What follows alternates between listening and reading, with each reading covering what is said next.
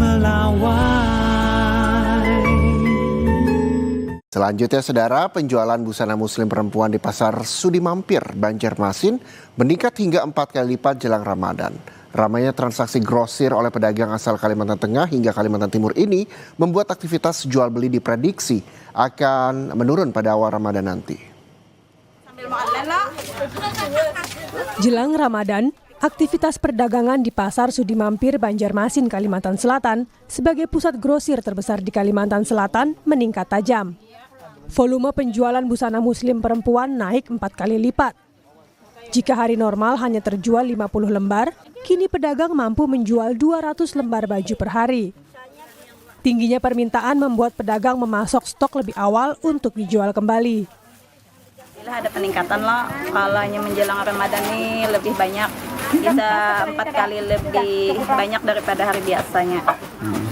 Sampai ramainya tuh karena kami ini grosir loh, berarti satu minggu sebelum Ramadan tuh lah sudah selesai, Pak. Penjualan diprediksi akan sepi pada awal Ramadan karena pedagang besar sudah menyelesaikan pasokan mereka.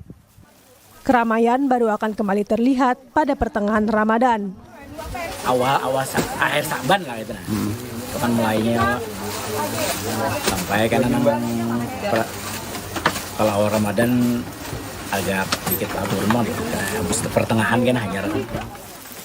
Satu di antara pembeli mengaku sengaja memborong busana muslim di pasar ini untuk dijual kembali ke karyawan perusahaan di daerahnya.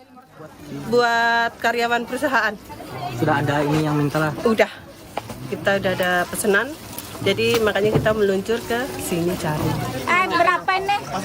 Dengan harga kisaran Rp200.000 per lembar, Pasar Sudi Mampir tetap menjadi kiblat pasar grosir utama bagi pedagang yang menjual lagi ke daerahnya. Arpawi, Kompas TV Banjarmasin, Kalimantan Selatan.